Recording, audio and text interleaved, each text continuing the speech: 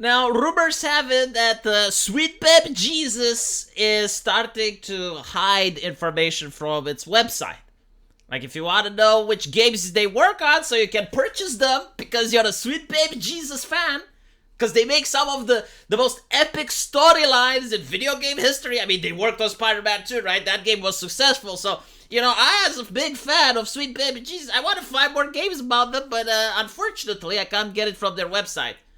Rumor has it, according to Grooms, his insiders are saying that publishers are now afraid that they may lose in sales. So they're asking that they don't have their game be promoted on the website.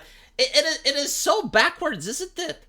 Like, this is the absolute state of the industry where they know that this consultant company that their customers absolutely despise and loathe, they're going to hire them anyway, but they're going to try to be subversive about it.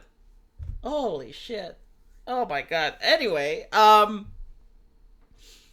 people are talking that these games, I think it's called Reflector, and Unknown 9 is working with Sweet Baby Jesus. It's like, look, I didn't even need to look on their website.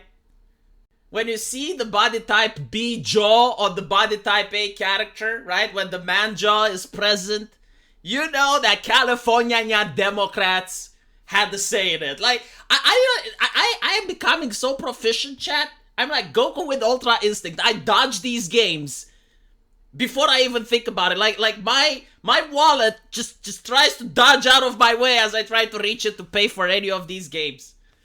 And it used to be that a couple of months ago, I would get into conversation with rags type of people, and I'd be like, "But why, V? Why do you think the game is bad? How do you know the game is bad?" Look, just trust me on this, okay? I can't articulate it. I am not wise enough. I am not smart enough to explain it. It just is what it is. It's like, oh my god, heel versus babyface doesn't like them. Heel versus babyface, if you are smart enough, he saved $70. You should super chat him 35. You should super chat him half of that, because he had the common human decency that in this economy of Bidenomics, he actually managed to get you to save a fucking dollar. Not that it's worth much. Apparently, you go to McDonald's now, you gotta pay $100 for a meal, right?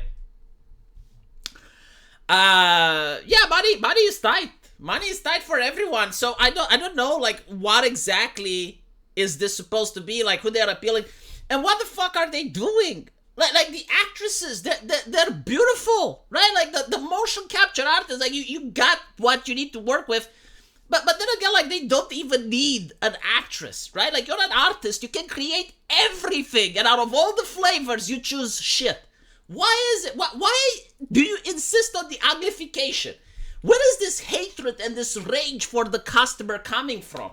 Where is this disrespect and disdain coming from? What on earth did the customer ever did to you so that you spend money in creating such an awful product? Women don't like this shit. Even if your theory, which is wrong, by the way, like, I've never seen any evidence to suggest that people want to see themselves in video games, right? Like, video games aren't mirrors. People want a good story. They want something relatable. It's like, oh, you have the same skin color as I do. No one fucking cares, right? People play as orcs in World of Warcraft. They play as undead. They play as Tauren. It's like, if your concept of representation matters, everyone would play human, right? But that's not what we see. Anyway, right, if you actually believe that video games are like the House of Commons, right, like the Parliament, the Senate, where everyone has to be represented, who the fuck wants to be represented by ugly people? Like, you're uglifying these characters on purpose. And by the way, there was, during like the huge moral panic of racismus in America, I have the peaks of it, there were a couple of interesting talk shows, and I remember, I think it was Jordan Peterson or Ben Shapiro, I forgot which one of them, but they basically asked an audience that was filled with liberal students indoctrinated in the bullshit, and they asked them, what would you rather be, right? Like a minority? And at the time, they believed that all minorities are under the yoke and oppression. And, like in America, to live in America, it's horrible. It's like living in the Middle East under ISIS or something, right? It's just unthinkable. So what would you rather be, a minority or an ugly person? No one wanted to be an ugly person out of the entire room. No one wanted to be an ugly person.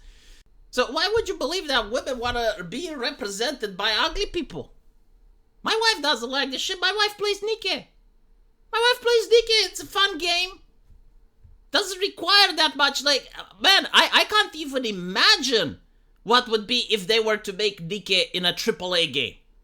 Where you can actually move the waifus around and it's like an actual first-person shooter and... Oh, Dios mío, the money they would print. Holy shit. But you got like these video games that got absolutely nothing going for them. Man, like the aesthetics are the first thing that sell a video game. Did you know that? Like, if you don't know anything about a video game and you watch a trailer for the first time, the aesthetics are the number one thing that convinces me to buy. Why do you think I bought Grand Blue Fantasy Versus? I didn't know nothing about the gameplay mechanics. I didn't know nothing about the story. I knew absolutely nothing about that game. But the aesthetics. Why do you think people like anime? The aesthetics. If aesthetics don't matter, why not just make stick figurines? Like, stick figurines are cheaper to make. In fact, I would rather see stick figurines than what you did to these poor ladies. Stick figurines, they're cheaper to animate, cheaper to draw, cheaper to make. If aesthetics don't matter, just do them, you know? There are games that are minimalistically aesthetic, but this is... And you can tell it's the same people over and over again. And by the way, this isn't just on accident. I keep trying to tell people this because I'm a game developer now. You don't just like end up with a character like this. There are numerous people that have to give approval until it goes live. So first of all, the artist gives you a sketch, and then the sketch is presented for approval. And then they go to the coloring, and that is presented to the approval. And then you start with the rigging, and that's presented to approval. And presented to approval, it means that there's at least 5 or 6 people that get to see it that have to sign on it. Especially at a AAA company. Like, the process is very slow. So everyone has to say, yeah, no, this is great. This is amazing. Holy shit. Yeah, this is going to sell. Sure. And it's not like... They're not even thinking about how to monetize, right? Because, like, one of the ways that gamers really hate about monetization is like this obsessive DLC, right? Like, you go into the game, you already spend $70 for it, and then you have like an in-game shop, and you got to buy DLC, and you got to buy all this other shit because games are expensive to make, allegedly. But how about this? Listen, why not make a sexy waifu and you sell clothes for her, like you sell different skins, and then you sell merchandise, you sell fucking toys, you sell t-shirts, you sell cans. You know, people used to buy those. And if you do that, you don't have to be intrusive with the DLC. I remember, like, people walking around with Mass Effect shirts. Like, the default chick from Mass Effect was on the shirt. People used to buy those because, like, she looked good. It was a really cool shirt. No one is going to buy these characters. No one, like, these characters are going to be forgettable. No one is going to know who this character is or what she does. Because if it's Sweet Baby, I know that her personality is literally how she looks. Anyway, right, let me know what you guys think. And as usual, I will see you in the comment section. Take care.